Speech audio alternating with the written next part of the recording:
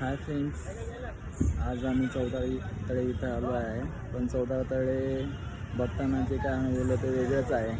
आतापर्यंत आम्ही चौदाळ तळे भरलेलं बघितलं होतं. त्याच्यामध्ये काय आहे, आतमध्ये कसं आहे हे आम्हाला माहितीच नव्हतं. पण योगायोगानं आम्ही इथं जॉबसाठी आलो आणि इथं जे चौदाळ तळ्याचं सौंदर्यीकरणाचं काम चाललं आहे आणि तिथं आम्हाला बघायला मिळालं आहे की त्याच्या आतमध्ये बऱ्याचशा अशा विहिरी आहेत.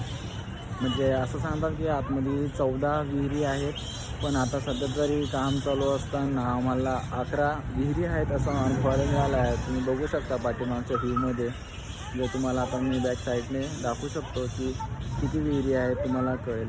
एकदम असं खूप बघायला खूप तर मस्त वाटतं आहे. तुम्ही बघू शकता आणि मी तुम्हाला दाखवतो आहे आता.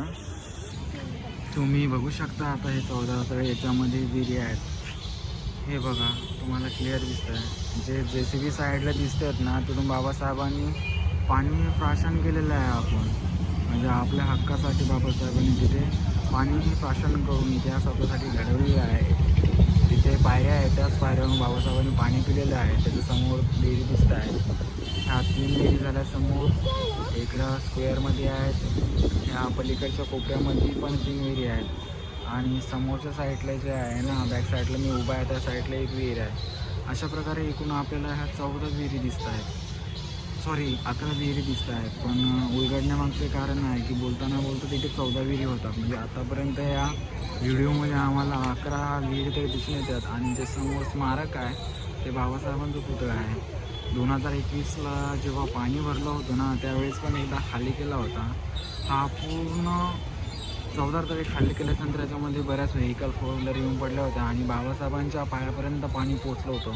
एवढं मोठी पूरस्थिती निर्माण झाली होती. त्याच्यामध्ये तेव्हा बघायला मिळालं. त्याच्यानंतर आता सौंदर्यीकरणाचं काम चालू झालं आहे. त्यानिमित्तानं हे बघायला मिळतं आहे. खूपच असं आनंद वाटतं की आता ह्या विहिरी आहे ते बघायला मिळाल्यास.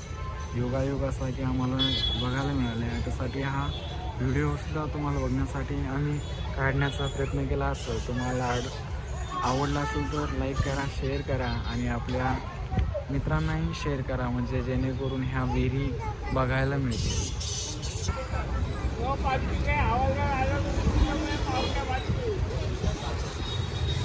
बघा, अशा प्रकारचं इथलं दृश्य आहे. मनाला भावून टाकणारं आहे.